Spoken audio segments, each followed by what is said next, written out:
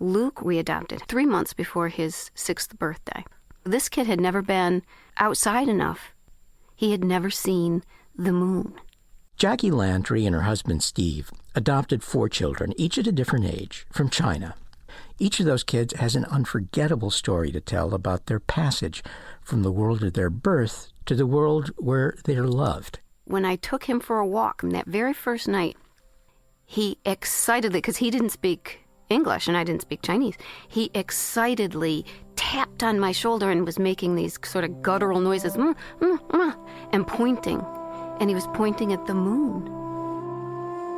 And I said, "It's the moon, Lukey. It's the moon." And he reached for the moon.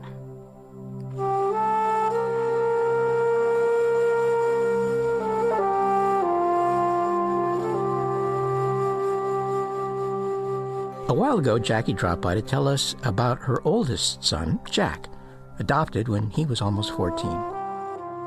There's another kid, Wang Jun. Smart, goes to school, nothing wrong with him. He's just going to age out.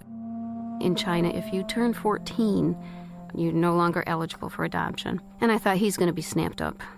And they said, no, people are afraid of his age. Nobody wants to adopt him. And I went to Steve, my husband, and we talked about it, and we called them and said, if nobody's, interested, we are. So we start all the paperwork. We don't have a lot of time. And I get a call from the agency in the summertime. The Chinese government has decided they're not going to allow older kids to be adopted anymore.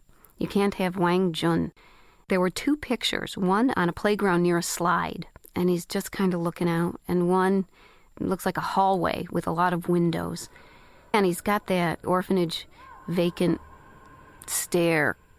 And I thought, if we don't do it, nobody will. And I looked up the China Government Affairs Adoption something or other. So I said, I'll just go talk to them. We'll go see them, and they'll see things my way.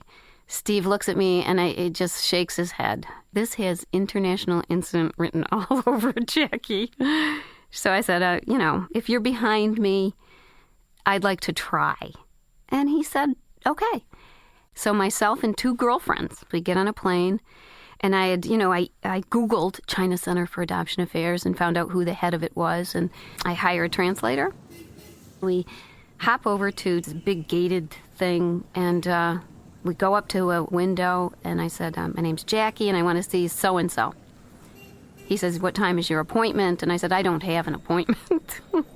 They said that I could have a boy named Jack, and I have his picture, and I held it. And now they say I can't, and I want to talk about it. And he just looked at me and broke out in a cold sweat. They don't get requests like this over there. So they actually found an underling for me to talk to. And we go and we meet in this room. I have the gifts, and I have all the deferential statements, and I've read them to her in Chinese. And I tell her, they've said that I could have this kid, and now they say I can't. And I don't want another kid. I want this one. Could you change your mind? And she was very cold and efficient. My heart was sinking. And we got up to leave. And I turned around and I took out his picture. And I said, when you sent me this picture, this is like an ultrasound for a mother. This is my first picture of my son, and I don't think you understand. He's my son. How can you say no? He'll never get a family. And I started crying.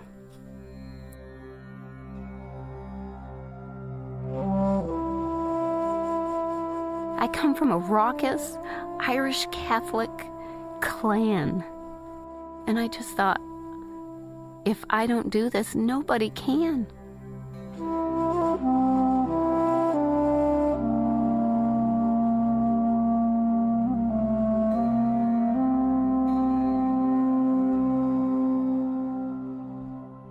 My dad was a construction worker, iron worker. My mom kept the house, no washer and dryer. We didn't have a telephone. We had one bicycle and everybody, and it was because I won it at the stock car races. My dad used to love the stock car races, and they always gave away a bike, and I won the bike. 8 kids jumping up and down. Yay, we won the bike!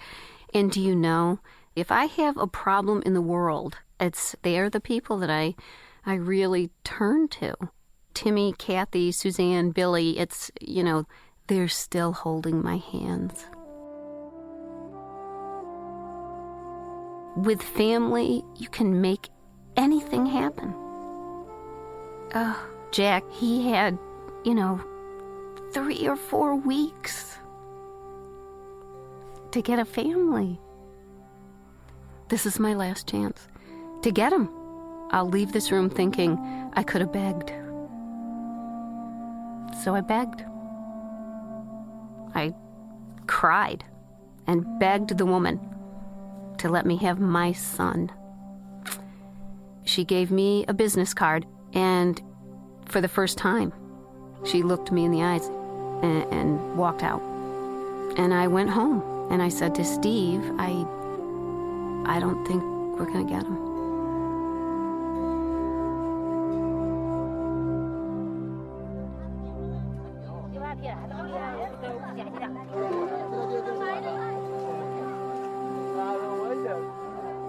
Two weeks later, I get a call from the adoption agency. If you can get back there in 2 weeks before he turns 14, you can have him. Go get him. I wrote her a letter. I told her we'd be there within the 2-week time. And from the bottom of my heart, thank you.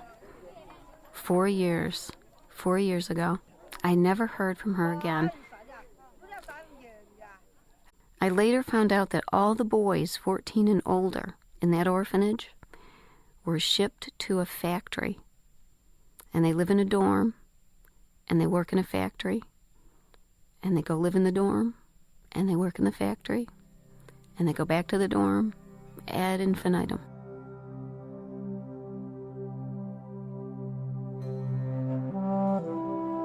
Sometimes when he dreams, he'll say things in Chinese. And sometimes I can tell it's not a good dream.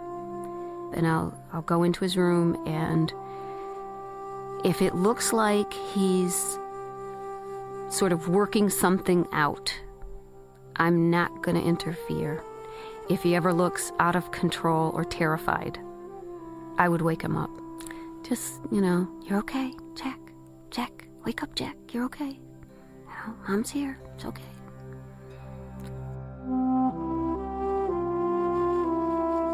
And he just goes back to bed.